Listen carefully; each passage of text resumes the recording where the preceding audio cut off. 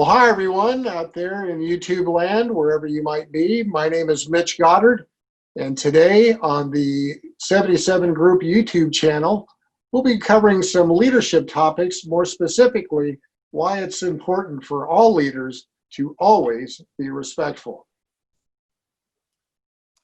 Okay, Mitch, and I'm Frank Leone. I'm Mitch's co-pilot here. I do the odd weeks, and Mitch does the even weeks, and this is episode number 12, an even week.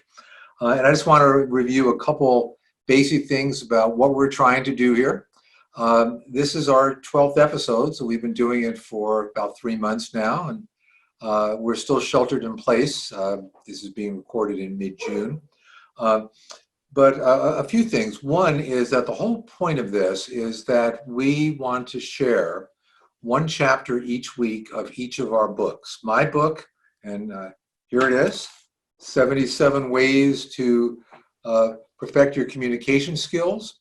And it's doing very, very well. I'm thrilled with it. This is the hardcover version with all sorts of nice things. A nice picture of me and Mitch in there, you can probably see.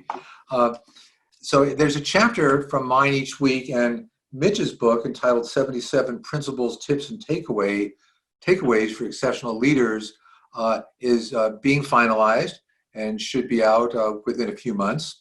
But he'll still go over chapters in the pending book ahead of time. So that's what we're trying to do, is take one chapter a week, 77 chapters in each book, 154 weeks, and share with you what we have. Want to point out that we heartily encourage everybody to subscribe to the YouTube channel, not just view it, to like us rather than dislike us. Who wouldn't want that? And the third thing is to leave comments or questions at the end. We read and try to respond to every one of them. And we have a special thing that every week we look at one of the previous week's questions, and we give a special award to that person, and we cover their question during the episode, and that person wins a complimentary 15-20 minute phone conversation with us to go over whatever they would like about communication or leadership skills. So we're doing those three things. I'm going to turn it back to Mitch and let him address today's topic. Mitch? Hey, thanks, Frank, and thanks for that intro and walk through our YouTube objectives here to our growing subscriber base. Really great and happy to have all of you along for the ride with us. So today, really simple golden rule stuff. Legend has it that, and for sports fans, specifically football fans, the name Ed Sable should ring a bell as the founder of NFL Films, and he was known to say to his son Steve to treat everyone you meet like a gentleman, and not because they're a gentleman, but because you're a gentleman. And I think that's good advice. In fact, my father used to say something similar like that to me. And the point goes deeper than just treating people as a gentleman or as a lady, the people that you meet, but to be respectful. And really, I think what goes around comes around, and especially as a leader. If you want to be respected, set the tone by being respectful. Model that to everyone you engage, and you'll be known for that. And they'll likely turn it around and show you the respect that you've earned by being respectful. And so with that, I will launch into my tip number 1 this week. And that is to follow the golden rule. Mom always said, treat people the way you want to be treated. And I just kind of touched on that, because when we do that, there's a tendency for people to, number one, consider you as an embraceable individual, not someone that they want to avoid, but someone that they want to grow nearer to. And when it comes to leadership, we all know that leadership starts with putting the building blocks in place to build a lasting relationship, either with the teams you lead or with family members, or if you are a thought leader, when you put stuff out for people to consume, that you come across respectful to those that you're reaching out to.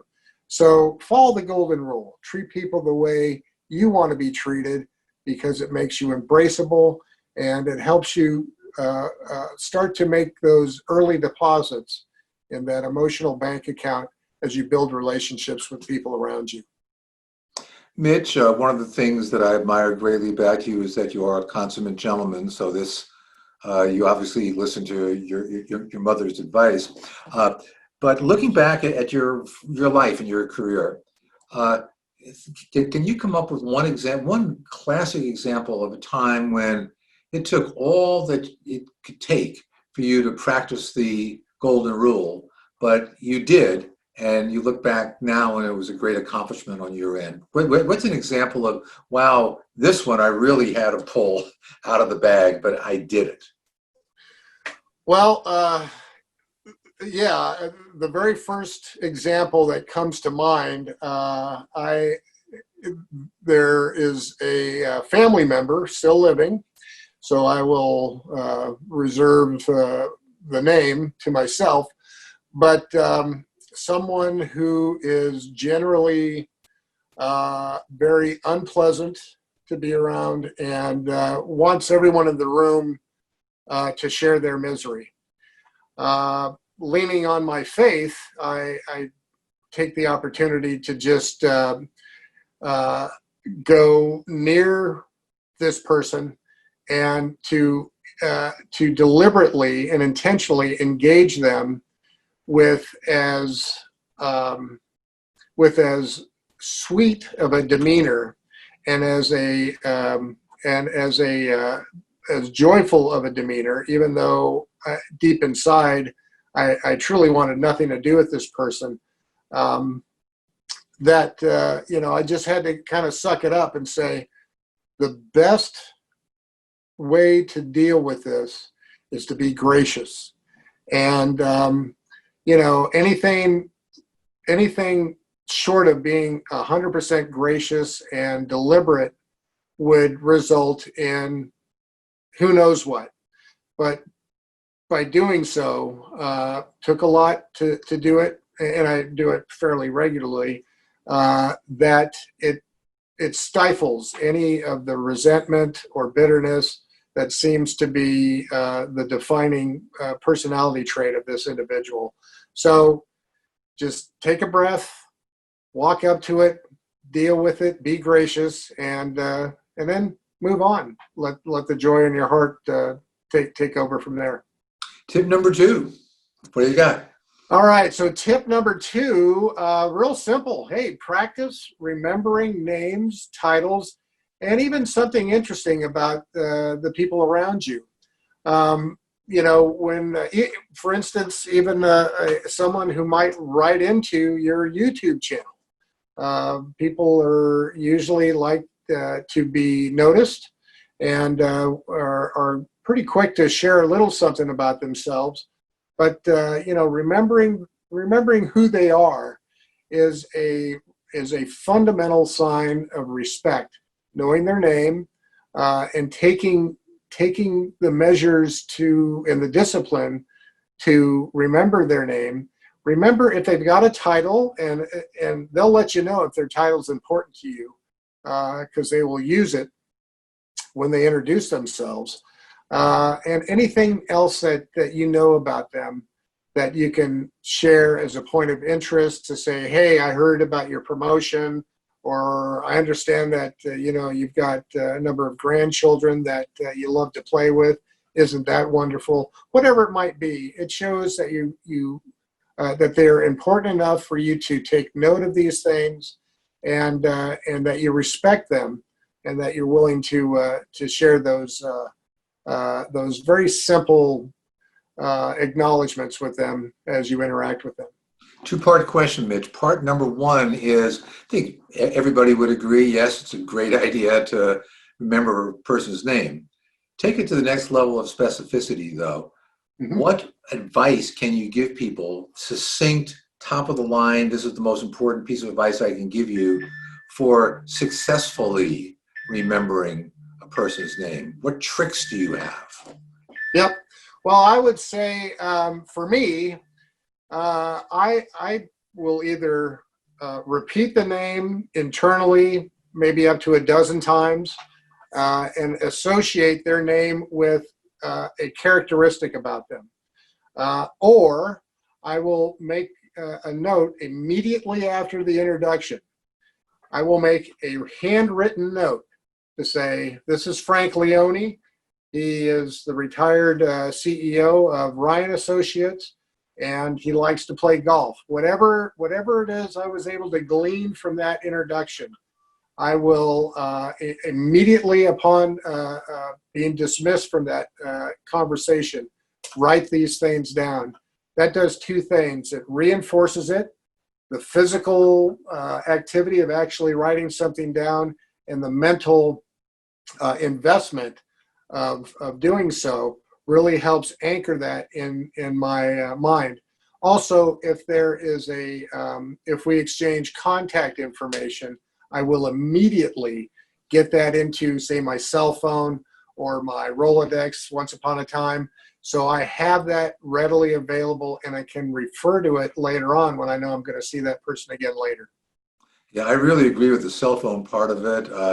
I don't do it nearly to the degree that one could.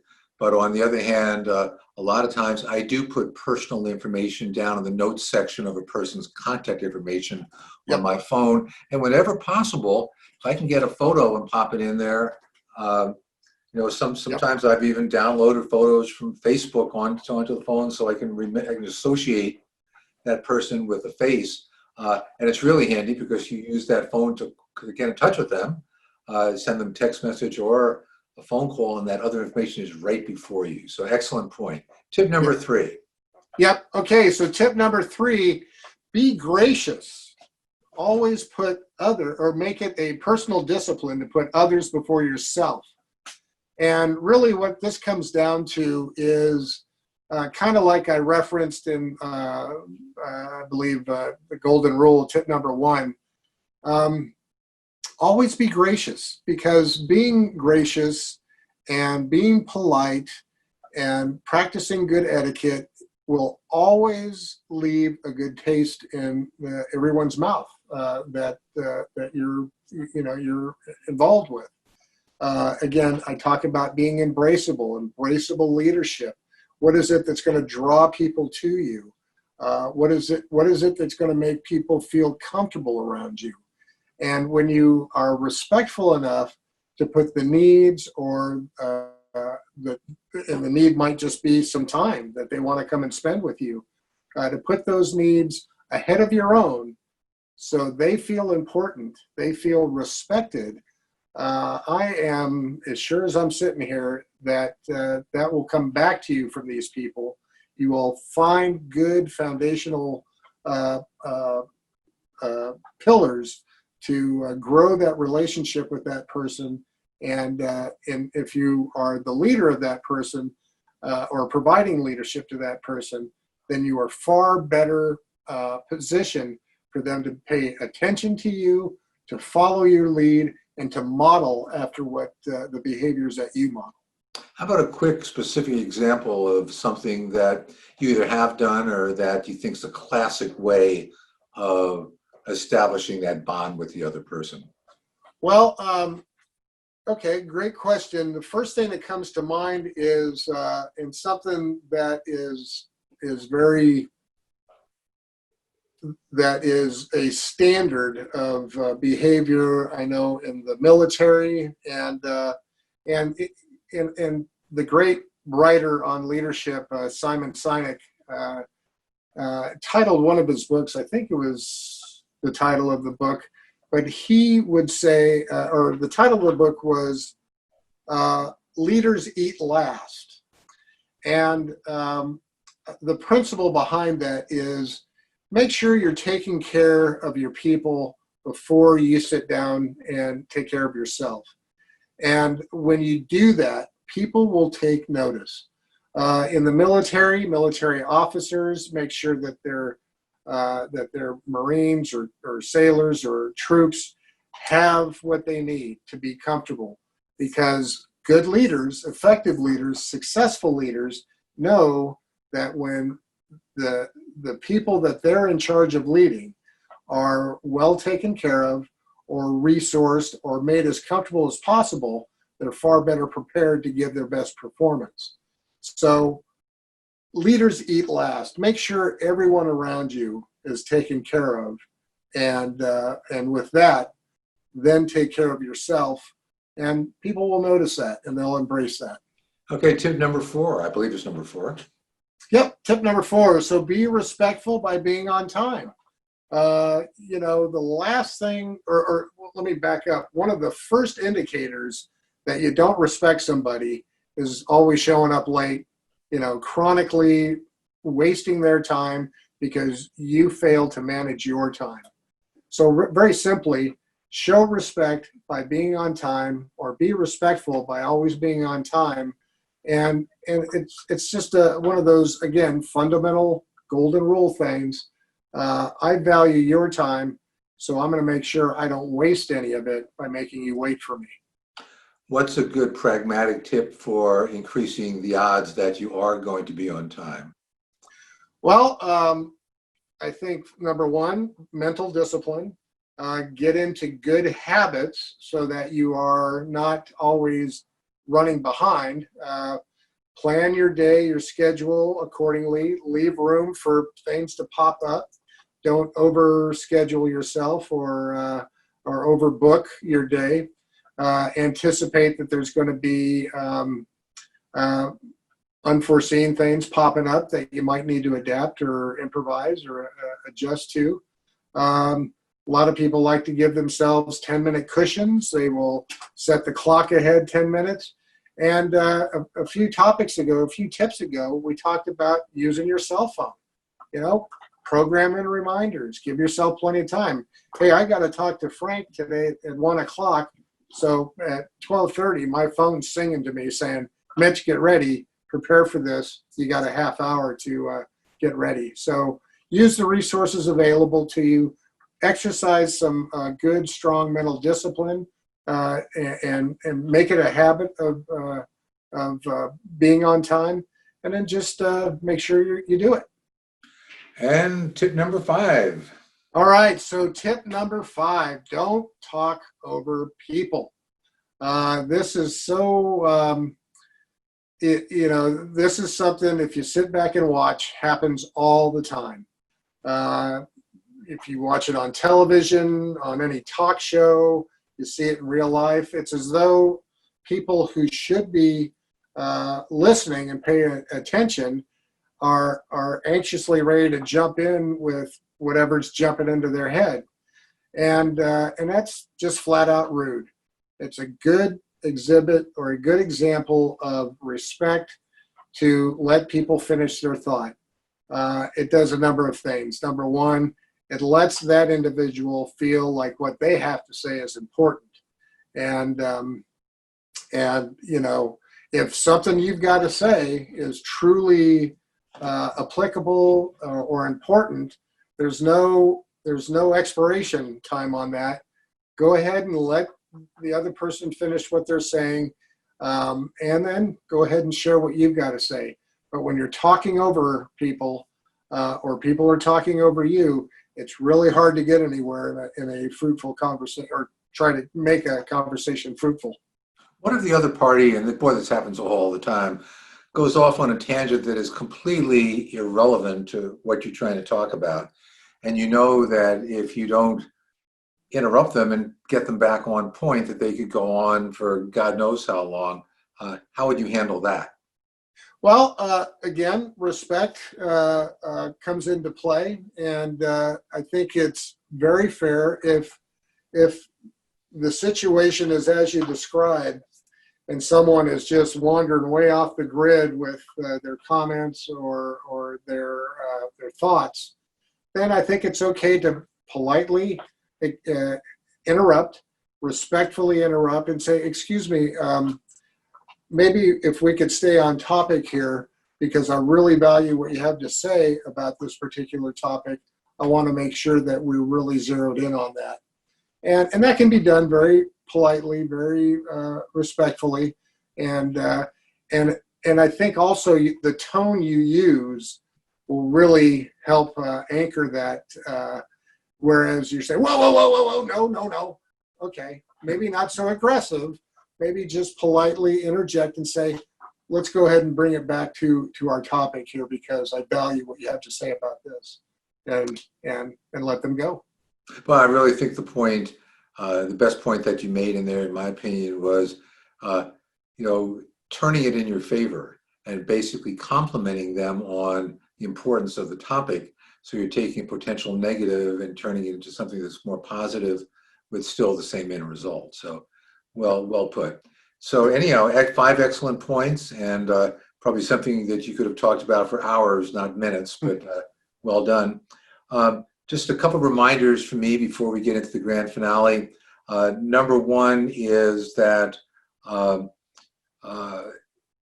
we'll be back next week with episode number 13. So we're really moving forward. It'll be me again talking about a topic on communication. Want to remind everybody that the book is now available. I'm going to show it again if I may be so bold, but there it is. Nice hardcover version of it here with lots of good stuff in it, and as you can see. And it should be up on the top of the screen. You can go to our website at www.77grp.com, and it's very easy to get there.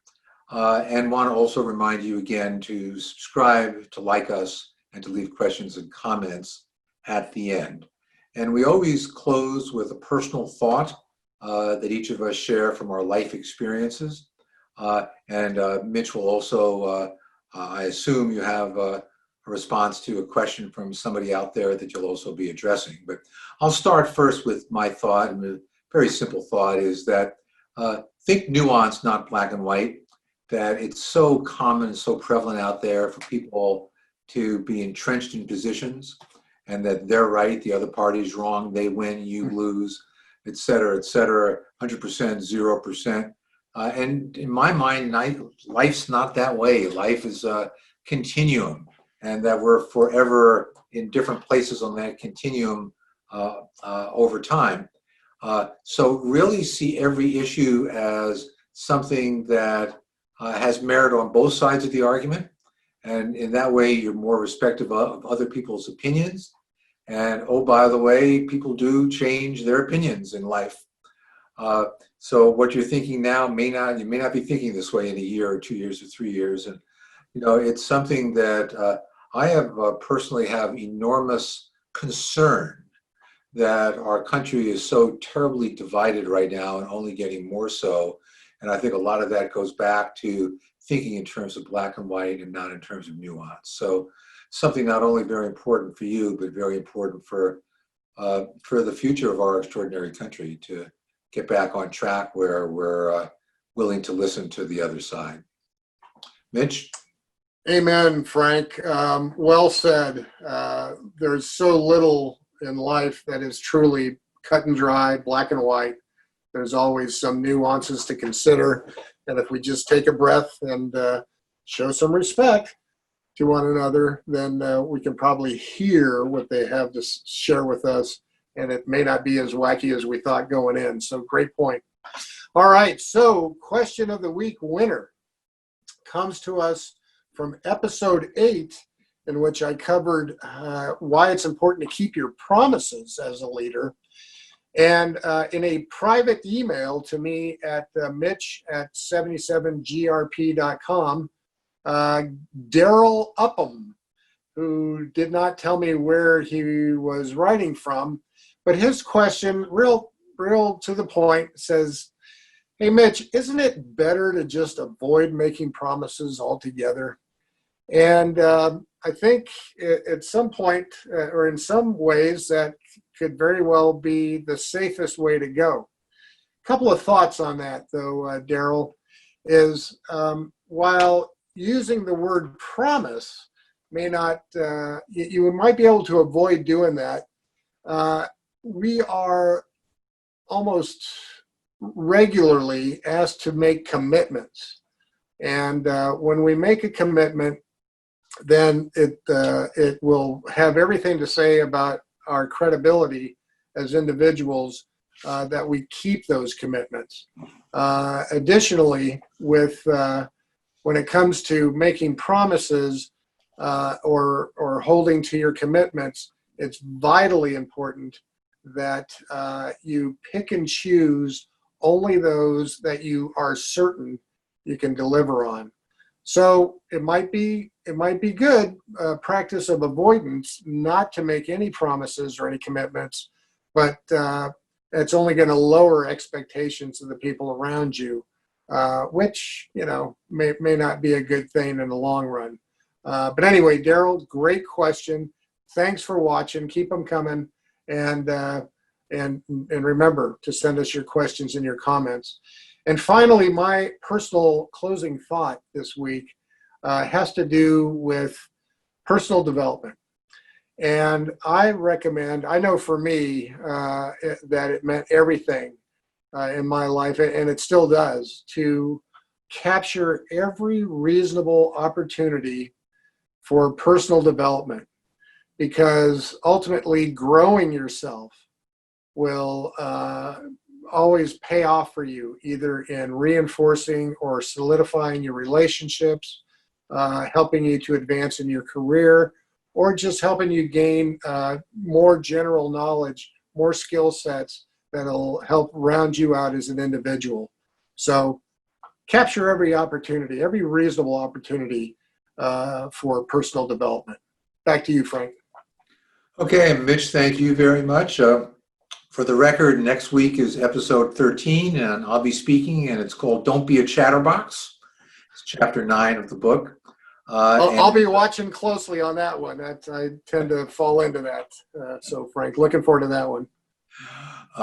And we, again, this wouldn't be happening if it wasn't for all of you. So thank you very much. And anything we can do to make your experience better than it is, let us know. We're here for you. So, Mitch, thank you. And to all of you, have a wonderful week and hope to see you next week. Okay. Bye, everyone.